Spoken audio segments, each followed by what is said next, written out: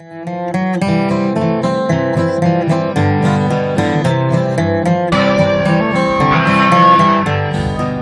there, I'm Matt McKinley and we're burning daylight.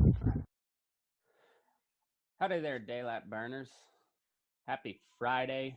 Sorry about the delay on this podcast post. I went live with R.W. Hampton last night on Facebook, and for whatever reason, of all the times that I have went live on Facebook, had no issues, but last night, for some reason, decided to unpublish and expire that post as soon as we were done. And now I can't retrieve the full video. So there's I don't know, probably 10 minutes of it that didn't get recorded. Which is partially my fault, but for some reason I can't retrieve the full video or audio. So you'll miss a couple minutes here on this episode, but it's still really good. I enjoyed talking to him, and I guess for those of you who don't know who he is, R.W. Hampton is a cowboy singer, actor, and just old cowboy in general. Really a cool guy. I got to meet him up in Elko at the Cowboy Poetry Gathering, and it was a cool conversation. So before we get into it, I gotta redo my ad read for Loma Livestock. You know them well. Owned and operated by my good buddy George Raftopoulos there in Loma, Colorado. And they're located at 1369 12 and a half Road. Got a sale going every Wednesday with cows and singles starting at 9 o'clock, followed by the feeders at 11. And you can call to consign with them, or just any questions you got, give them a holler, 970-858-9988. Or you can check them out online at lomalivestock.com. And thanks to George, thanks to Loma Livestock, and thanks to RW for being such a great guest.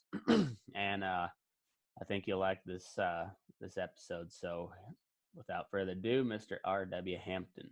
Yeah, they well, shoot, even though Ramblin' Jack, he grew up in Brooklyn and ran away to be a cowboy. So I mean, they kind of come from everywhere.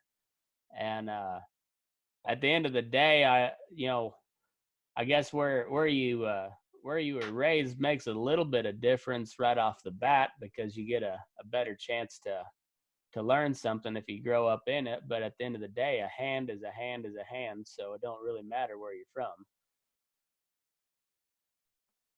Well, that's true. And those old those young men that came to Texas after the Civil War, they didn't know much. They just learned. Mm-hmm. And we've all met people that from ranching families that I know I have.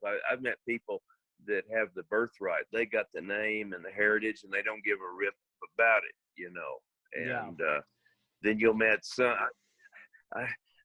I met a fella in Nevada one time, and I won't tell you his name because there's probably folks that know him. He was a really good hand, and he was a shoe salesman until he was 40 years old, and but he got tired of that corporate, wanted to buckaroo, and that's what he did. Yeah, it's crazy. I've met a lot of people that would come, turn out to be pretty good hands, and then they tell you where they're from, and you wonder how the hell did you end up cowboying? But I guess there's it's it just attracts different people all the time, and I guess you spent a little bit of time. We've out got a west, guy. huh? Oh, go ahead. Sorry about that. Well, yeah. I mean, I travel.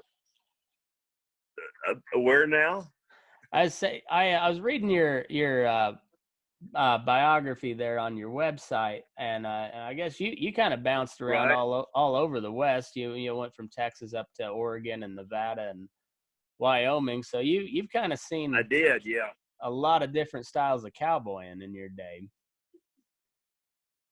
Oh yeah, no, that book opened up a whole lot of ideas for me it not only gave you the names and places, but you know, you'd meet someone that knew someone that knew somebody, and yeah, I had to go up to northern Nevada, and Bill came. There was three of us from Erath County, Texas, that went up there, and he said, I can only use somebody for a few weeks, but I could use you, Mm. and so that that's the way it was, and get a check and then go somewhere else, and uh, it seemed like in the Southwest, people were more inclined to stay at a job longer, Yeah. um, and it was customary. It was customary if you left to give 2 weeks notice, and there's a couple places I worked for twice. I worked the Spade Ranch there on the Canadian River, northwest of Tucumcari, twice, and but there were a whole lot of places, you'd be in like a town like Elko, and you'd meet someone in the lobby of a hotel or a Denny's and say, yeah, the YP, they had lost a couple of guys here a while back, and I don't think they want anybody very long, but they could use somebody for a month or so. And I'd go, wow, I better get up there and Yeah. I better get up there and go to work for a little bit. So yeah, it was fun. That's a single man's deal. That's certainly not anything you want to do with the family. No. And I don't even know if it's still the same way or not. But yeah, and I worked in northeastern Wyoming, and the place that I worked for had some country in southeastern Montana, and yeah, it it's a big wide world out there, and I was determined to see as much of it as I could. Yeah. I kind of kick myself every now and then for not I went up to Montana after college and worked on a spread right up on the High Line, and then after that I figured out it Oh was yeah, too damn cold up there for me. I thought we knew cold back on the high plains, and we do, but it's a different type of cold up in Montana. I always kind of I'll talk a little trash on Montana because I hated it up there, but mostly because they're a little tougher than I am. I can't handle it up there. But I went into the feedlot after yeah. that. Oh yeah. I'll tell you a funny story about that. I worked up there in Crook in Weston County, um, Wyoming, just east of Gillette, uh, down by Moorcroft, and man, it'd get 30 below. We rode every day, and so I had to kind of finally pay attention and change my wardrobe a little bit when it got cold, and Mm, but but the guy I was working for, he got a call from a place at Parkman, Montana, which is, I think, just north of Sheridan somewhere, Wyoming, just on the Montana side. And he said, I want you to take these horses up there. You go up there and spend the night and ride with these guys and just let them see these horses.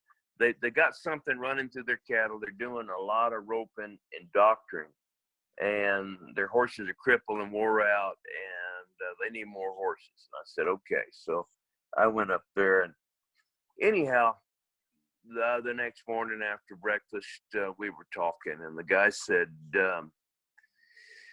you're not from around here, are you? And I said, no, I'm not. He said, where are you from? And I said, well, I'm most recently from the Texas Panhandle, northwest Amarillo, around Channing, Texas. And of course, it's, we're talking, it's 30 below outside. And he said, is that anywhere near Dalhart, Texas? And I said, yep, dang sure is. right there, He said, close. man, I worked for a feedlot there. Yep. He said, I worked for a feedlot there one time. He said, that is the coldest damn place on the face of the earth. And so anyhow, I had a guy from Montana telling me how cold it was in a Texas Panhandle feedlot. Yeah. But a feedlot's cold. Oh, it's a lot Something colder about that than. concrete. Mm-hmm. Yeah, it gets a Yeah, little. that pipe. Well, you're always like at the feedlot I worked at in Syracuse, Kansas. We were only Mhm. about 3/4 mile from the Arkansas River, and poof, when Right. man, when that fog would just hang in all day long, and it just everything was damp and cold, and then the wind would blow. Of course, if you're living Oh on the yeah, high plains, that wind's gonna blow all the damn time, and I don't know if it's gonna blow. It's I don't know if yeah, you ever part of the get deal. used to it. I guess you come to expect it, but I don't know if you ever get used to the wind. But you can always tell somebody who lives or who's I spent some don't think so. time.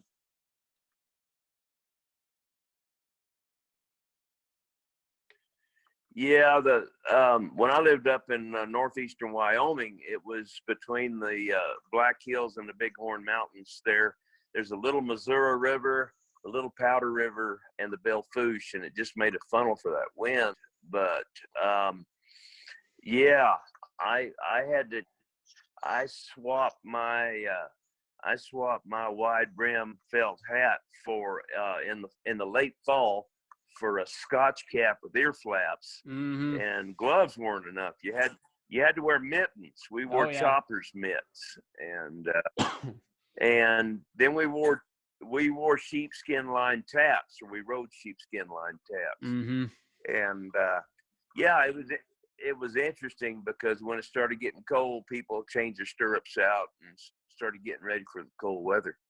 Yeah. Yeah, and I guess, and really until I worked in the up there in Montana, and I had cowboyed a little bit in high school, just helping my dad out and stuff, but I didn't wasn't a real regular thing, I guess. It was just weekends here and there. But I never swapped out my stirrups for anything, and then I moved up there, and you got some heavy boots and taps, and now it's you got Mm-hmm. your spring gear, you got your winter gear, and it seems like especially up here in the Sierras, it's about June, middle of June, first part of July. I finally take all my coats and wild rags and everything out of my pickup, and I have a clean back seat till about the middle of August, and then it starts piling up with winter gear again because it comes on quick. Yep, absolutely. Yes, sir. Well, I one of the questions I was wanting to know is that growing up where you did, you're kind of in tie hard and fast country, or I guess nowadays there's a lot more dallying on rubber, and but how was the culture shock going out to Oregon and Nevada with all the vaquero buckaroo style? Um, you know, that kind of concerned me, but um, there's a lot of respect for all the different ways of doing things. And, you know, um, when I went up there, I had a lot of the Arizona boys had come towards the east into the Texas Panhandle, and they weren't dallying on rawhide or anything, but they were carrying longer ropes. Mm-hmm. And what they'd do is they'd take a lariat rope and unravel it, you know, and then put half hitches around their horn. Some people use cotton, you know, Mm-hmm. but uh, I use that, you know, and then a little bit longer rope. But yeah, I was always fascinated with all the different ways of doing things. In reverse of that, um, we had a guy that I think he was originally from Washington, and I had met him up in Nevada. His name was Rick Bates, and he was quite a legend, man. He was a long rope man, and he dallied on rawhide and had a little bitty, I think, I'm trying to remember what size rope that was. It was smaller than a 3/8 and had a lot of it. But when he got down to the Texas Panhandle, he came down and wanted to see that part of the world where we lived and wanted to work. And you know what he would do is take that 60-foot rope and he'd tie 2 1/2 hitches on his horn and leave about 25 feet of it tied up on the left-hand side of his saddle. And Okay. Here's the deal. I mean, different kinds of country. You just got to do different things to make it work. And that mesquite country. Sometimes it was just kind of, you just carried your rope under your, kind of had your loop built and had it up under your arm, and sometimes it was just one swing and throw. And so he adapted to that, and I think, if you can if you can be in the right place at the right time on the drive and make a hand, then there, I don't think you're required necessarily to just change overnight, but you can adapt your equipment and maybe change a few things and get along just fine. Oh, I think so. I've kind of switched to a long rope slick horn myself, but I still ride a swell fork saddle, oxbow stirrups, and a broken Yeah. mouthpiece. I'm gonna make a bridle horse one of these days just to say that I have, but I a true California style bridle horse, but for the most part, any of the Yeah. horses that I break, I start them in a snaffle and then go into like a dog bone or something, and eventually a port bit. But so I'm very much still kind of puncher's. Well, I was yeah, I was talking to Waddy Mitchell and Randy Riemann, and we're all kind of roughly about the same age. And when I had first gone up to Stanley Ellison's north of Elko up by Tuscarora in the 70s, the California thing had not hit yet, and everybody was riding oxbow. Everybody was riding oxbow stirrups then. They weren't riding the flat bottom wide stirrups yet, and they rode silver bits, and a lot of the Mona Lisa, Santa Clara, and some of those different kind of mouthpieces, But even in the Texas Panhandle, I started carrying a long rope there because what I found out is that if you caught a yearling that ran off in that brush, an old cowpuncher taught me a trick.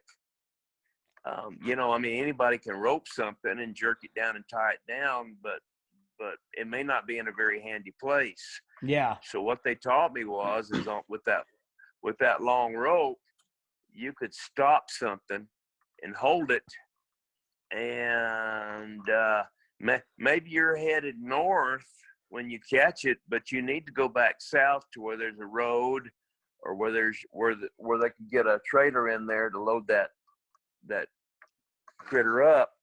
And so you could rope that critter headed north and then feed out some slack and gradually work yourself around to where you could start driving that thing south, on the end of your rope. And I learned how to drive something on the end of my rope with that longer rope. Yeah, it works pretty good that way. And when you can run some rope like that, it sure saves on your horse, and it saves on that animal that you got roped as well. I've come to appreciate the long rope a lot. And I growing up where I did, Sure. I was my house was 8 miles from Oklahoma Panhandle, about 60 miles from the Texas Panhandle, 15 from Kansas, Right. and about 45 from New Mexico. And I mean that was Mm-hmm. basically, tie hard and fast country. And I met some really ropey fellas that never dallied a day in their life, but Oh man, they I know. they knew how to work a rope, and they didn't have a whole bunch of crippled horses like you'd expect, but they didn't go for No, the big crash either. It was they knew how to, if you know how to handle them, no, it yeah, don't matter what you're slinging, I guess. right, yeah, It's that is for sure. I you know I guess you probably worked out on some of those wagons out there on the big outfits, just branding as you go, didn't you? Yes, sir. That's Oh one yeah, thing I wish yeah. I That would was got to done. yeah. That's a great experience. I was reminiscing about that.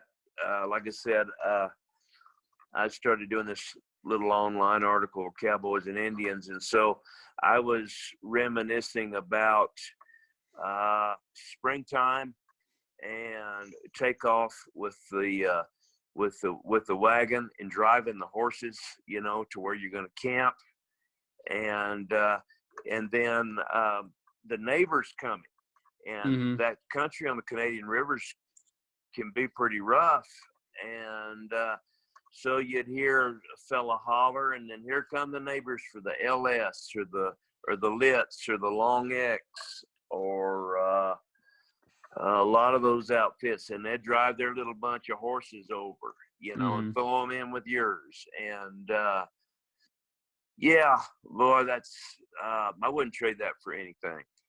Being uh, the spring, and I worked for Fulton's, the Ken Sabe Ranch, which had once been a division of the Matador Ranch, Hmm. and before that, it was part of the old XIT. But yeah, what a wonderful thing to get to do. And the Bell Ranch, and they still run a spring and fall wagon. And then I think uh, I think up by Crow Agency, I think the Padlock still runs a wagon up there. Yeah. But yeah, that's it. That's great. Turn your horse loose and be right there where it's all happening the next morning. Yeah, that I'd like to experience that one of these days. It's a little harder now with the family and whatnot, but I guess Oh gr- yeah, growing up where I did, I didn't know that it still went on. Because you hear about the big spreads out out west on all BLM ground, but where I was, you're a big pasture, a real big pasture is going to be 1,000 acres, uh, and of course, you got guys out here with right. a couple 100,000 acre grazing allotments, and so Yeah. it there's not much need for a wagon when you're only going a half section to a section at a time, uh, grazing. So, but Brandon season's Brandon season. That's Cowboy Christmas if there ever was one. Well, it really is, and seeing the neighbors that you hadn't seen through the long winter months, and Mm-hmm. um, yeah, when I worked at Fulton's, the Canadian River cut that ranch completely in two, Mm-hmm. and and and honestly, even in the modern day and time that we live in, and going back 30 years ago, economically, rather than wearing pickups and trailers out, just to have all the men there with their horses, Mm-hmm. and it made a lot of sense. Oh yeah, absolutely. Um, yeah, it just I said it. When you get to where everything's parceled out, and basically quarter sections and half sections, about what you got. It didn't, it didn't Right. make much sense there, but it was just, boy, it sure seems like it'd be a lot of fun. Just camp, pitch your teepee and throw out your bedroll, and you know you're up before daylight gathering, and brand the next day and camp out again. It seemed like a whale of a good time. Yep. But so Yes, sir. when you worked out west here, did they were they a head and heel type branding, or did they heel them and drag them to the fire, kind of like it is in on the high plains?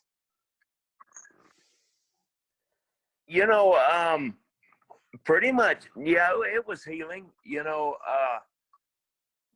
In fact, it's interesting because the Texas Panhandle, they had big ground crews, and they would head some of the calves, but Mm. but most everything was healed. I noticed that I noticed the first time that I had gone to a branding up in Nevada that down in Texas, however you could catch them, whether it was 1 foot, 2 feet high above the hock or whatever, just bring them in. Mm-hmm. I was in one place in Nevada and they had a real small crew, and if you didn't catch them right, they turned them loose, Uh-huh. But I've noticed that with the bigger calves, they like to head them and heel them. And then we went and helped a neighbor around here. Oh, it's been maybe a couple of years ago. He had a bunch of big 350, 400-pound calves, and we headed and healed all those, and that was fun. Oh yeah. And I think a lot of it just had to do with the weight of the calves. I've got a son that's a really good cowboy. I mean, I'll be honest with you, he's a better cowboy than I ever hoped to be, honestly. I mean, I raised him that way, but he's a good hand, and it really thrills me when people ask me if I'm his dad, and Mm-hmm. and I say yeah, and they say, well, he's a hell of a hand. But anyhow, we went and helped this friend of ours.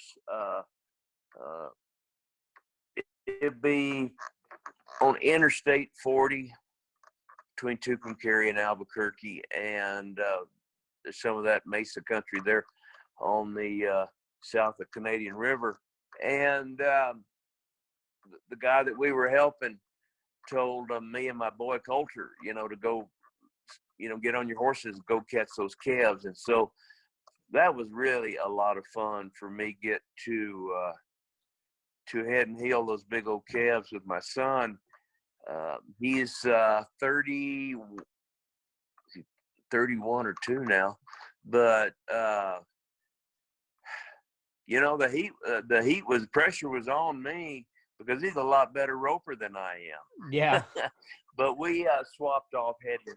We swapped off heading and heeling. We just had a ball doing that, and that's when I realized that he was, we were equals. Mm-hmm. That was really cool. That's pretty neat. I grew up going to Brandon's. I'd hit probably 4 or 5 at least every year, and it's funny. Growing up around it, you started out giving, either bringing tags to somebody or refilling vaccine guns or giving shots, and then you'd Sure. graduate to flanking calves, and eventually they might let you brand, Sure. and they'd let you get up and rope every now and then, but you had to work your way up to it. And I remember a friend of mine, his dad was just one of the best cattlemen I've ever met in my life. He passed away several years Right. ago, but just a hell of a cow man. And he was famous for saying that there's the right way to do things and there's a lazy man way to do things. But when he handed me a knife Yep. and said, I'd like you to cut bull calves today, I was like, oh man, I've kind of made it.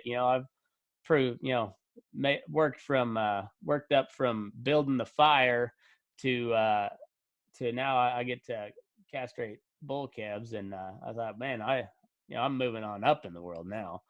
And of course, I guess Yeah. rope, everybody likes the roping, but they'll let just about anybody rope, for a little bit anyhow, but they don't let just anybody run an iron or run a knife. That's you kind of gotta. No, that's for sure. Yeah, there's that you can get into some Well, used to. Well, go ahead. Oh yeah. No, I was going to say used to. I hadn't been around many family places till later on, and used to. They didn't let the little kids rope. You kind of had to work up to it, Mm-hmm. And then that was different for me when I got around the family places, and some of the family places had a lot of country, but then they let the kids and grandkids and everybody got to rope, and that was kind of neat because, that's a good way to learn. But a lot of times, it was kind of the older guys that got to rope. One of my favorite jobs, though, was wrestling calves or flanking calves with a good partner. I really enjoyed that. I do too. That my buddy, who's like his dad, I was telling you about, like we got to where it was just a nod and you'd pull. We'd done it so many times together. Oh yeah, I'd help his folks, and then we'd go to a different brand, and we'd always end up teamed up on the flanking crew, and it'd start out, you'd go 1, 2, 3 and pull, but it got to where as soon as they come in, somebody's grabbing a rope, grabbing the tail, and you just nod, and then it's just like clockwork. Oh, and that calf's feet straight up in the air, and then I moved out here. Oh man, yep. And they hadn't healed just about everything, even except for these, the little bitty ones, but even 120-pound calves, they'll go ahead and head and heal everything. And when you go to, I guess growing up, where if you're on that rope, you'd pull, and then immediately you're sitting down, grabbing for that hock, so you can slip the rope, get him. Yeah. And it's exactly opposite of how you do it here when they're head and healed, and you're holding them by a horse. If you aren't careful, you're gonna get your teeth knocked out. And so I had to relearn how to flank a calf a little bit, and boy, it makes you look like a gunsel the first couple times you do it. Even though I've been doing it my whole life, it's just a completely opposite way than what I learned. But it's sure a lot of fun. When I was roping with my boy, we'd hit him and heal him, and then the two guys, the ground crew, and they had several pairs, but the ground crew would come in there and hold them down, and then the guy'd take the rope off the head and put it on the front feet, and then we'd hold them that away. But you got to think a little differently on a deal like that. Yeah, and it's like I said, when you've done it the same way over and over since you were little bitty, and you got the muscle memory built up to it, it takes. I guess I was 32 when the first time I went to the Head and Heel brand, and so you're talking 22 years of the same way, and then you got to try to relearn it. It was not real natural acting, but it's there. I got to watch some really wolfy ropers on that deal, or holding road deer, and they'd float in those vaquero loops. They got about a 20-foot loop, it seemed like, and boy, there is nothing cooler looking when you see that loop turn over, and then it just sets down on that calf, and they never see it coming or anything, and they don't go running off bucking or anything. It just sets down on them, and next thing they know, like, oh, I guess we are going to the fire. Right. It's pretty neat to watch, and I've only I've only got a couple of loops, and one fits. One just kind of skins their ears back and fits over their head, and the other is a trap, for the hind feet. But I've always admired those guys that can catch. They got one for every angle.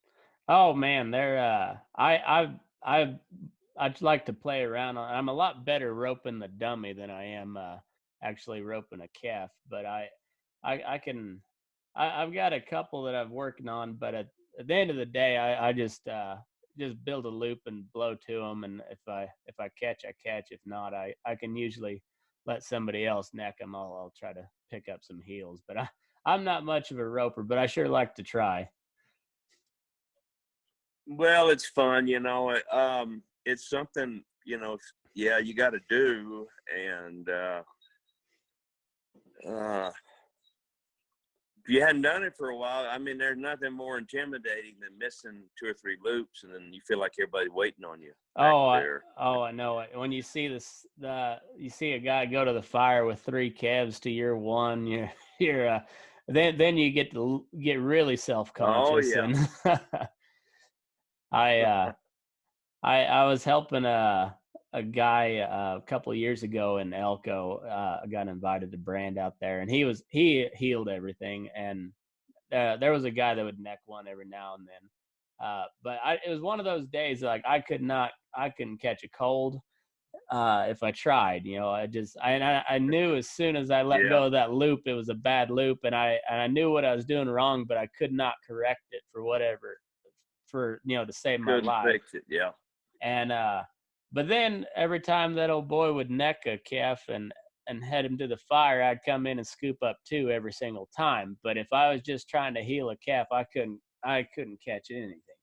And I finally went up to the owner and I said, well, I apologize. I said, I'm not much of a roper, but I promise you I'm better than what you're seeing today. So, but he still invited me back. So yeah. I guess I wasn't too awful, but.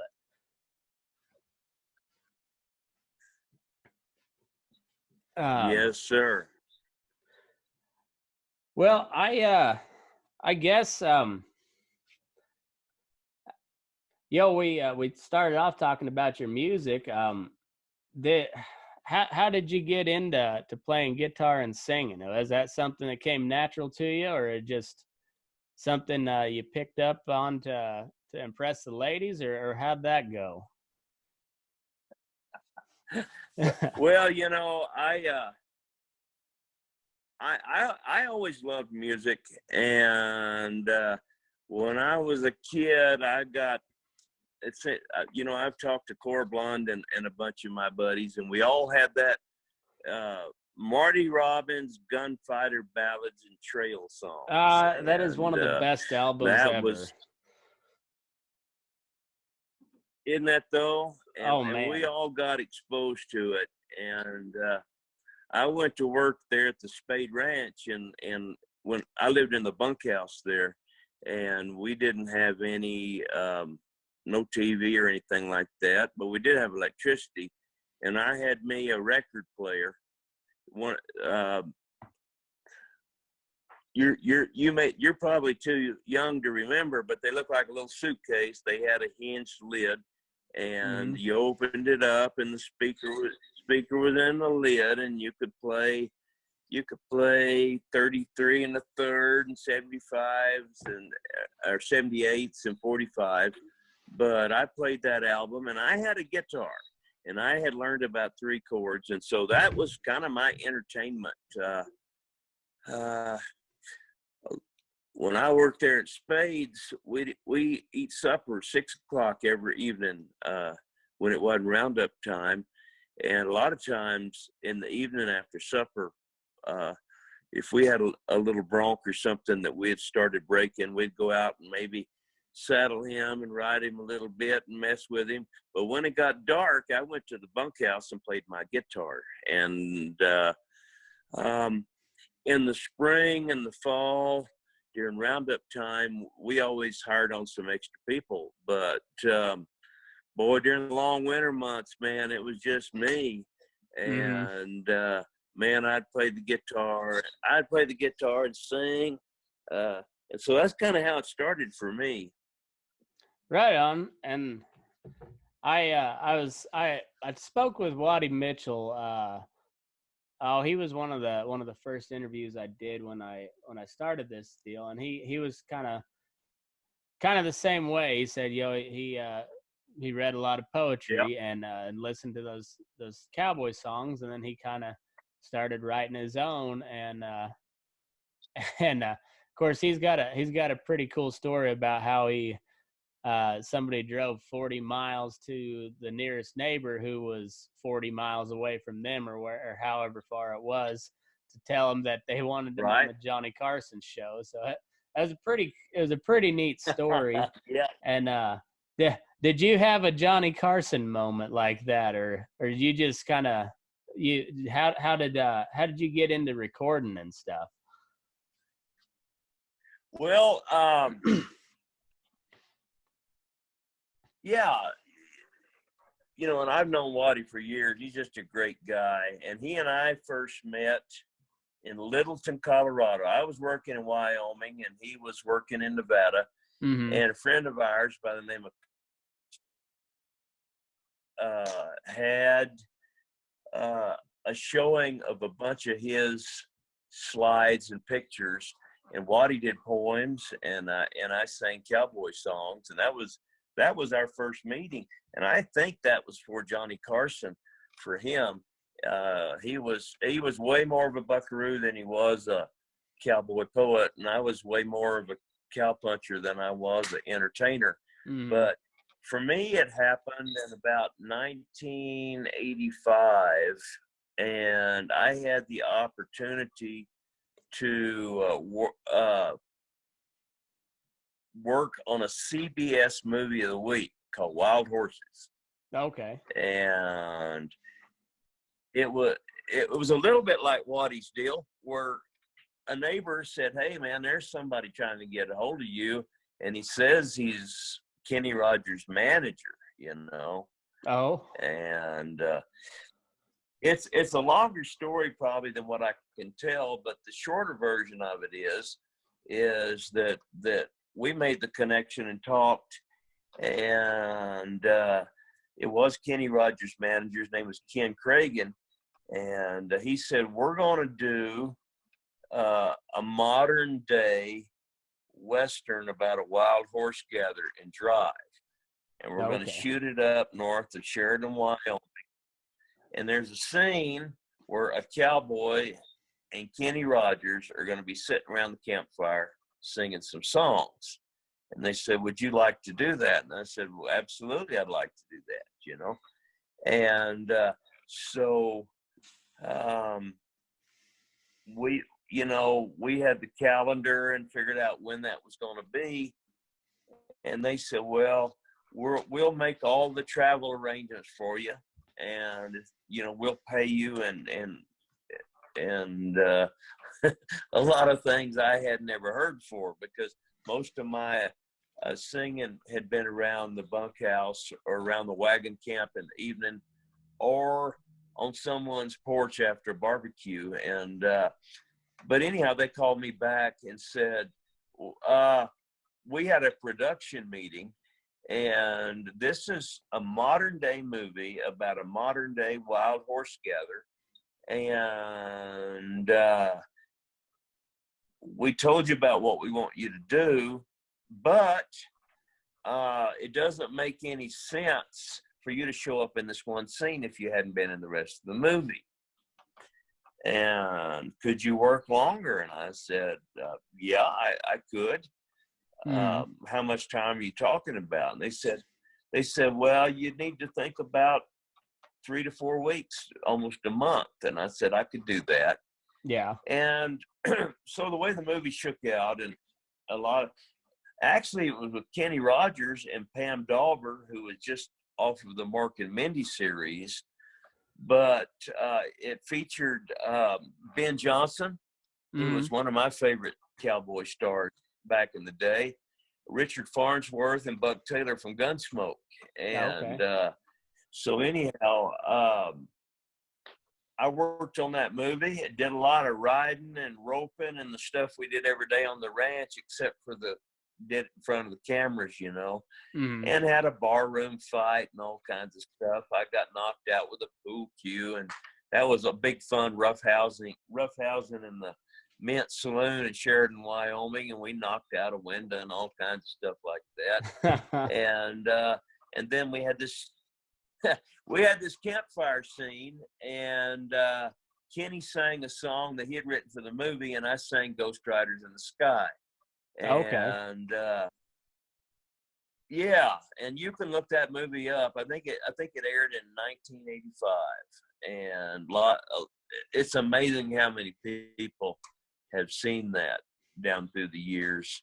They used to rerun it a lot, but anyhow, it was after that. I mean, they paid me a lot of money compared to what I was used to. About $550 a month was about as much as a cowpuncher would ever be able to make in a month's time. Mm-hmm. And whether you were a mediocre hand or a great hand, it didn't matter. And I was making that much or more than that a day, Yeah. And so I joined the Screen Actors Guild, and back in the 80s, they were making a lot of movies, a lot of TV westerns. And so I worked on a bunch of those, and really, I really enjoyed that a lot. And I occasionally do one still, and I'd like to get back into more of those Western films, but tell you what, there's not that many of them anymore. So, well, if you yep. get a hold of anybody that does any writing for these new ranch shows, like The Ranch on Netflix or Yellowstone, I like both of those shows a Right. lot. But if they could get somebody who's actually worked on a ranch before to work out some of the fine details that don't really pertain to the plot, but I mean, when you're talking about a breech Yeah. calf and you got a and you got an old Jersey cow standing there haltered, I mean, I know. I just, man, Yeah. I did a episode on that a while back, and I said you wouldn't even have to pay an old cowboy a whole lot of money to provide their insight about how it Yeah. actually would go down. But I You hate to. know,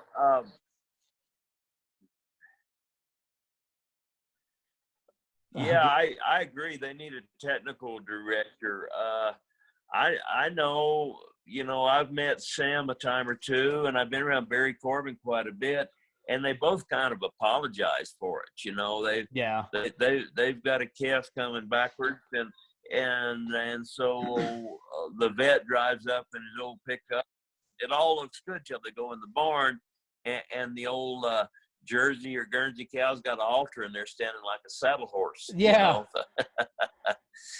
Yeah, and it's just, man, like have somebody do a little bit of detail work on it. I mean, it wouldn't take a whole lot, but to make it a little more real than what they got. But it's I guess it's good that they're at least trying to at least somewhat you know play to our type of folks. So I guess a little, as bad as some of those scenes are, it's better than nothing. But Yeah, it's better. It's better than nothing, but it would be nice to maybe portray some of the details. To me, I would think the public might be interested in how some of that's done.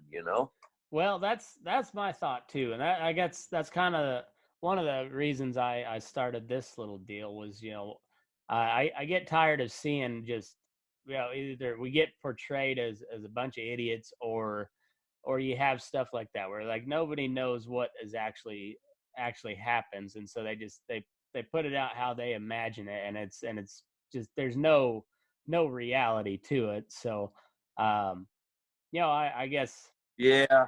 it's I don't know, it seems kind of nitpicky, but when you do stuff like this every day for your whole life, when they get something so blatantly wrong, it just rubs you the wrong way. Even if it makes zero point to the overall story, it's still just it just kind of rubs you the wrong way. It's like, come do a little bit of research. But Yeah, yeah. Barry knows different, and I think probably Sam does too.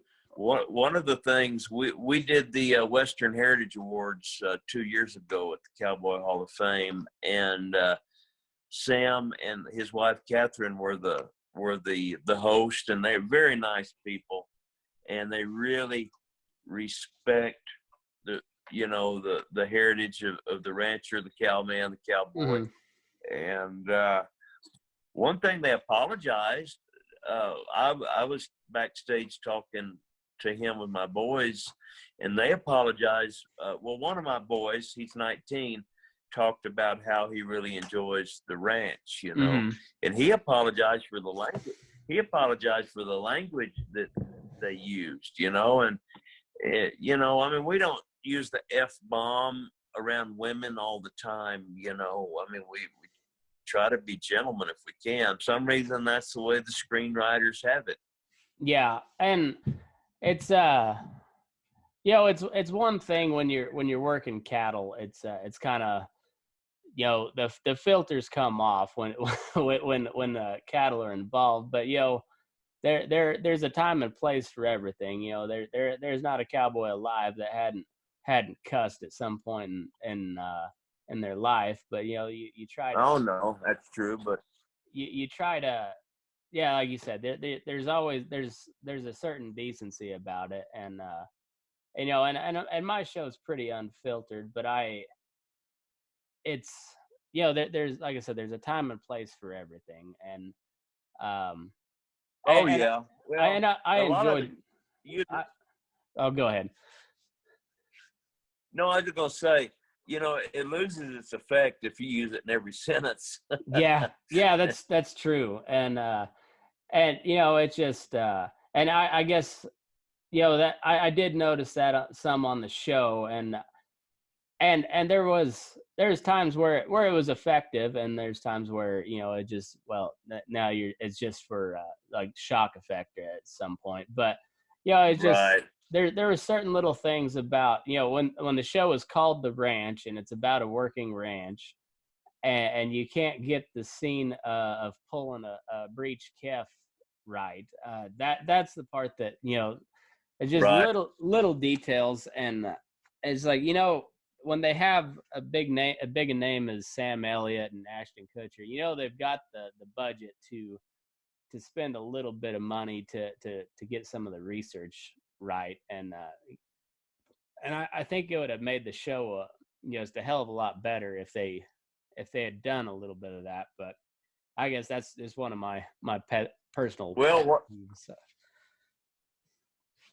Yeah, I think one thing that's still important to modern ranching is the use of a horse, and I don't think they ever even portrayed or talked about. No, not at all. Run the horses. Not at all. Let's run the horses in, because we got to go out and ride through that bunch of cattle this evening or whatever. Yeah, I never heard that. No, you'll see a saddle hanging on a rack, but and it's and it's an old. And just an old like trail riding saddle more than anything. There's no rubber. Yeah. There's no rubber on the horn. There's no mule hide on the horn. There's no even tie hard horn wrap on the horn. It's just a lady's trail riding pleasure saddle is what they have. But there's no horses to be seen. Yeah, it looks like a prop from a. Yeah, it looks like a prop from a Cracker Barrel restaurant or something like that. Yeah, but, exactly. So there's stuff like that. They didn't ask. Yeah, they didn't ask you and me about it. So. No, they didn't. One of these days, maybe they will, but I won't hold my breath. I'm waiting for the phone. I'm waiting for the phone to ring. Yep. Yeah. Well. All right, Debbie, I sure appreciate your time. I'm sure I've taken up more of it than you cared for, but I appreciate you coming on. I enjoyed it, and you're welcome back anytime. I guess before you go, tell everybody how they can find you and find your music. Yeah, you just did it. Okay, I pushed on something, and you and I both went away, but we're back. We're back now. Yeah, just rwhampton.com. You can go to the website, or you can go to Facebook, and I think virtually every song I've ever recorded is there to listen to or to download. And music's what it's about. And so I would appreciate, always love for people to find out that they've been listening to the music. One of my biggest thrills is to go to a place like Elko and meet a young ranching family and some guy with his family, and maybe he's 35, 36 years old, and he's got his wife and kids, and he tells me, I grew up on your music, and I really, that means a lot to me, Yeah. And so yeah, I hope people will continue to listen to it. We've got a new album that's it's recorded. We've got to finish doing the, we got to design the packaging and everything. And our kind of people still like a package. Some people they just want the music and they download it. And but it seems like the people that we run into at these events, they still like an album, Yeah. with the little booklet and everything. But yeah, keep listening. You can also we've got a really active Facebook site, and try to interact with people there. And we post a lot of pictures from the different events and things that we've done, and a lot of live videos. I may do something live tomorrow night for Valentine's Day. And next time you and I get together, I'll get out my guitar and play a song or two. But heck yeah. And yeah, when you're ready to release that album, let me know, and we'll promote it on our site. We'll have you back on, and we'll tell some more stories. Good deal. Well, I do appreciate it. I've enjoyed the visit, man. Me too. I sure appreciate your time. It was a good time, and like I said, you're welcome back anytime, and we'll do it again. All right, buddy. I hope our trails cross again soon. Yes, sir. Well, folks, there you have it, Mr. R.W. Hampton, cowboy legend, singer extraordinaire, and I'm Matt McKinley, and that's going to do it for us. So move your ass. We're burning daylight. See ya, RW. All right, Matt. Talk to you later. See ya. Adios.